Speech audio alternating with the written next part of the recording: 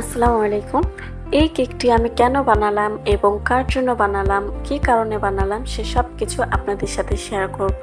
এই চকলেট কেকটি বানিয়েছি আমার ভাগনার জন্য। আমার ভাগনার বাসা একটু দূরে, তাই আমি সিরাম দিয়ে কোনো রকম ডিজাইন না করে ওই রকমই প্যাকেট করে নিয়ে গিয়েছি। যদি ডিজাইন করতাম তাহলে রাস্তা আঁকাবাঁকা ছিল, এজন্য ভেঙে যেতে পারে, যার কারণে আমি ওদের বাসাতে গিয়ে খুব তাড়াতাড়ি সিম্পল ডিজাইন দেওয়ার চেষ্টা করেছি।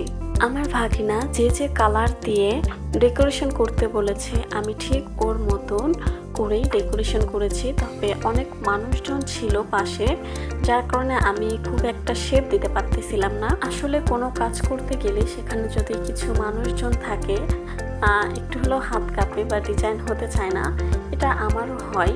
তাই আমি খুব তাড়াতাড়ি করে সিম্পল ডিজাইন দিয়েছিলাম। আর আমার ভাগনা কোনো রকমভাবে দেরি করতেছে না, বারবার আমাকে বলতেছে খালামণি এটা কি এখন খাওয়া যাবে, খালামণি এটা কি এখন খাওয়া যাবে। আমি বলতেছি এই তো সোনা খাওয়া যাবে। আমি আমার ভাগনাকে বারবার বলতেছি যে আর একটু ওয়েট করো, আর একটু ওয়েট করো। সে কিছুতেই ওয়েট করতে চাচ্ছে না, বারবার হাত দিয়ে ক্রিমটা খেয়ে নিচ্ছিল আর বলছে খালামণি অনেক সুন্দর, অনেক মজা। এই কেকটি ডেকোরেশন করতে আমার 15 মিনিটের মতো সময় লেগেছে।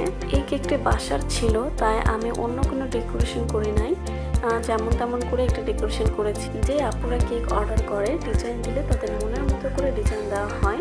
আমি এতদিন ভ্যানিলা কেক বানিয়েছি, কিন্তু আমার ভাগনার জন্য প্রথম আমি চকলেট কেক বানালাম। আমি চকলেট কেক কখনোই তৈরি করি নাই। আপনারা যদি চান আমি নেক্সট ভিডিওতে এই চকলেট কেকের রেসিপিটা দিয়ে দিব। আর আমার ভিডিও যদি ভালো লাগে আপনারা অবশ্যই লাইক, ফলো, শেয়ার করবেন, পাশে থাকবেন আশা করি।